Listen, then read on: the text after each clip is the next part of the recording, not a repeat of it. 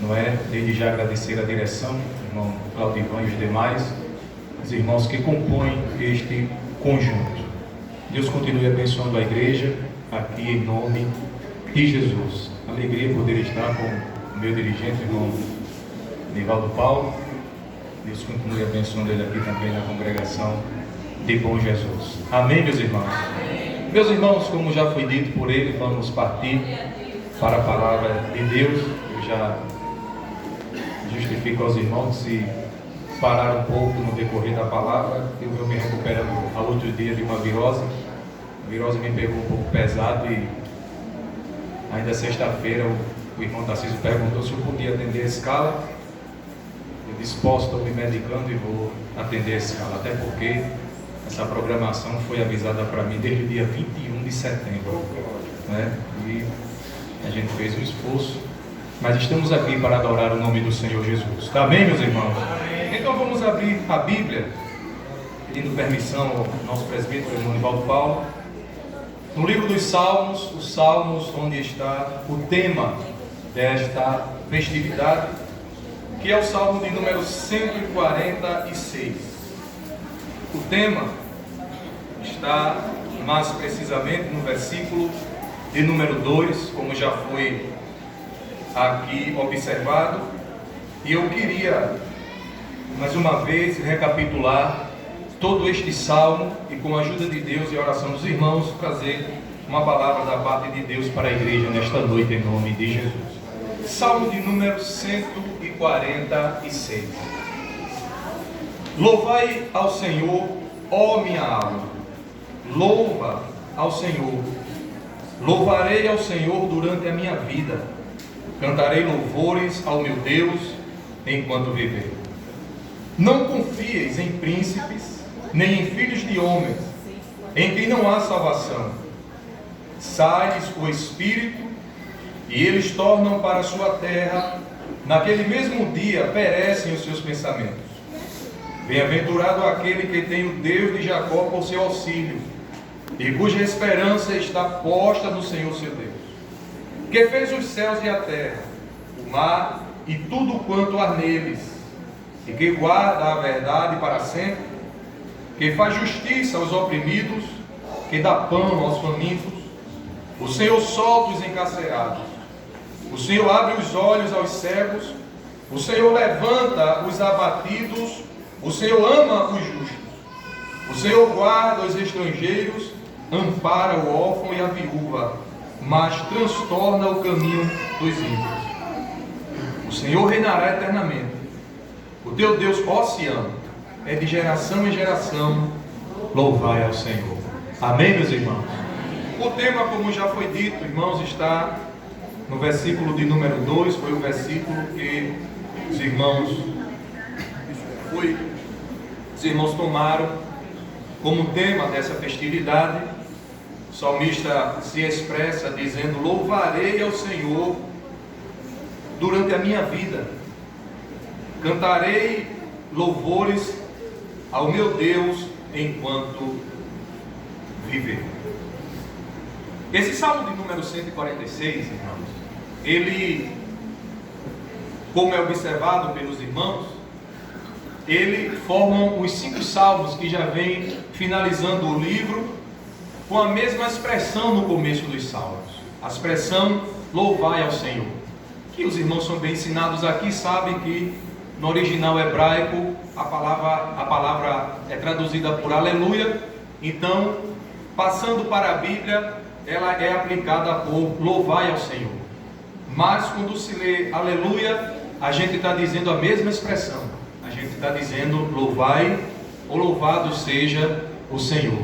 E ele encerra os 5 salmos, 5 últimos salmos, com essa mesma expressão.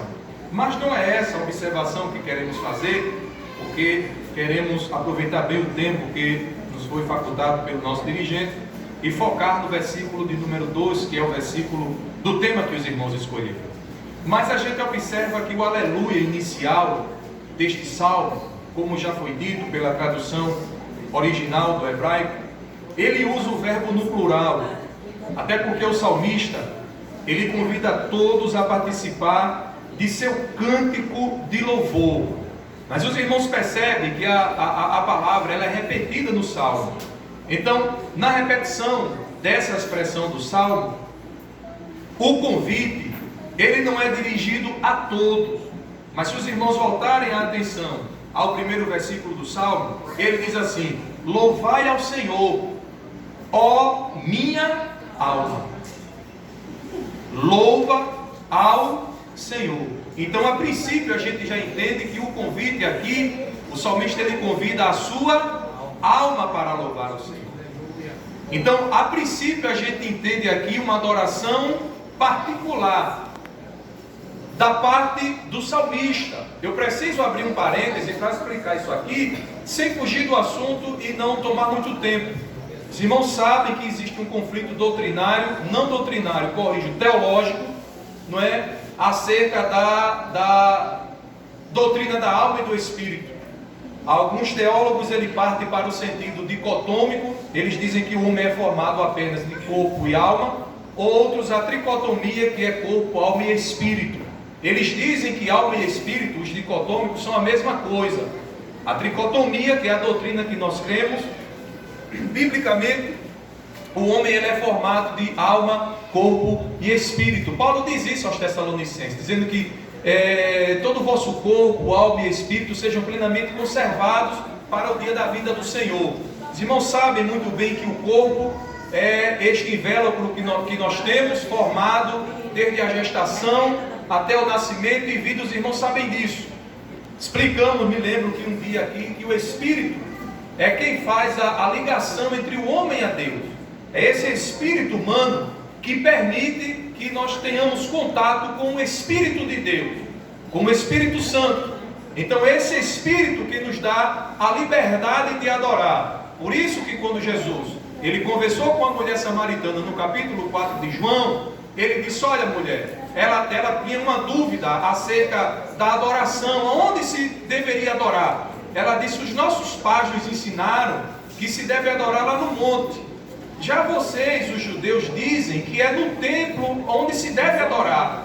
Jesus disse assim: olha mulher, a hora vem, e agora é, em que os verdadeiros adoradores adorarão ao Pai. Aí aparece a palavra Espírito, em espírito e em verdade, porque Deus é Espírito, e importa que os que o adorem em espírito e em verdade. Então o Espírito ele faz essa ligação entre o ser humano e Deus. É o Espírito Santo, é o Espírito do homem vivo, que dá essa liberdade de ter a comunhão com o Espírito Santo, com o Espírito de Deus. Então, se não for esta liberdade do Espírito, não tínhamos essa liberdade para adorar a Deus. Mas a questão aqui se refere à alma. E o que é a alma? A alma ela é a sede das emoções. Se a gente se alegra, é porque a alma está alegre. Se a gente se abate, lembram-se do salmista? Por que estás abatida, ó minha alma? E por que te perturbas dentro de mim? Espera em Deus, pois ainda o louvarei. Então ele fala com a alma dele. Então o corpo, ele externa o que a alma diz lá dentro. Se eu estou triste, é porque a minha alma está triste. Jesus orou no jardim do Getsemane, antes da sua crucificação, no capítulo 6, os versículos de número 39 a 42, os irmãos não leiam para a gente ganhar tempo. Jesus disse: a minha alma está cheia de tristeza até a morte. A alma, ele disse, a minha alma está cheia de tristeza até a morte.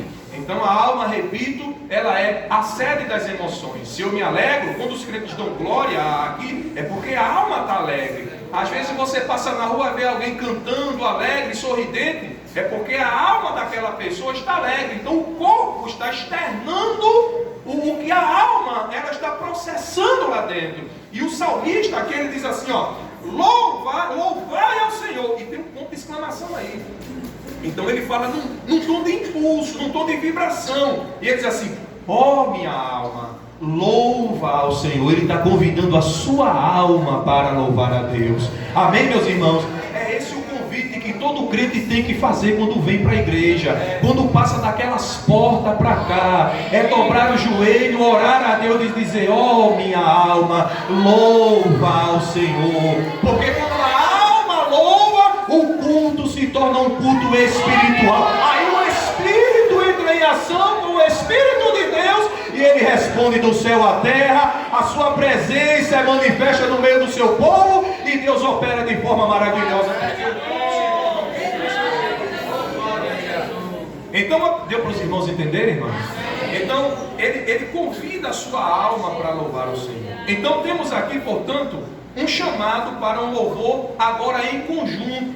Ele, a princípio, faz um convite individual, ele convida a sua alma, mas depois a gente vê aqui, no versículo de número 2, um convite de uma forma conjunta, ou seja, um convite conjunto e individual.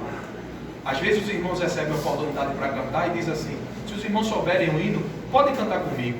Então eles estão convidando a louvar de uma forma conjunta, entendeu? Porque a responsabilidade do louvor está em quem está cantando. É ele quem vai cantar, é ele quem tem que saber se o seu louvor vai chegar no céu ou não. Não é a igreja, é ele, entendeu? Mas muitas vezes ele convida a igreja, ele tanto tem certeza que o seu louvor vai chegar como o da igreja, então ele convida a igreja a louvar de uma forma conjunta. Então o louvor, ele a princípio aqui ele parte de uma forma conjunta como também individual. Então o salmista expressa a sua decisão pessoal de louvar a Deus de uma forma contínua. Então ele agora assume o compromisso. Versículo de número 2, que é o versículo do tema, ele diz assim: louvarei ao Senhor durante a minha vida. É ele quem está dizendo: louvarei ao Senhor durante a minha vida. Depois ele diz assim: cantarei louvores ao meu Deus enquanto viver. Então é uma responsabilidade pessoal. Ele está dizendo assim: eu vou cantar, eu vou louvar a Deus durante toda a minha vida. Enquanto eu viver, eu vou louvar a Deus. E esse compromisso aqui, irmãos, independe do problema, independe da situação, independe do momento. Em outras palavras, ele está fazendo assim: se eu estiver doente, eu vou louvar a Ele. Se eu estiver desempregado, vou continuar louvando a Ele. Na dor, eu louvarei a Ele. Faltando o pão, eu vou louvar a Ele. Independente da circunstância, eu vou louvar a Deus. Responsabilidade pessoal que ele assumiu. E ele diz assim: cantarei louvores ao meu Deus enquanto eu viver. Está dizendo assim: enquanto eu estiver respirando. Eu achei interessante a nova versão transformadora, o versículo número 2, ele diz assim: louvado seja o Senhor, que todo o meu ser louve o Senhor. Ele diz assim: louvarei o Senhor enquanto eu viver. E conclui dizendo assim: cantarei ao meu Deus até o último suspiro.